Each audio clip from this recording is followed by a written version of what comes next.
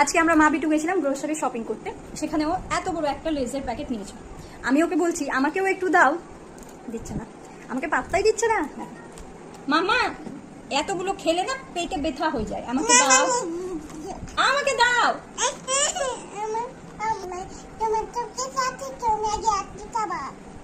বলছে তোমার তো সবকিছু আছে, মানে যত বাজার করে এনেছি ওগুলো নাকি সব আমার, এইটা শুধু ওর। বলছে তোমার তো সবকিছু হচ্ছে, তুমি ওগুলো খাবা, মানে আমি খাবো আটা দিয়ে রুটি বানিয়ে খাবো, তেল দিয়ে সবজি রান্না করে খাবো, আর ওইটা খাবে। দাও না প্লিজ। পেট খারাপ হয়ে যায় মানে মা খেলে পেট খারাপ হয়ে যায়, আর বিতু খেলে পেট খারাপ হয় না? মা এত খেতে হয় না, গরমে পেট বৃথা হয়ে যায় তোমার। দেবে আমাকে, দাও প্লিজ একটা।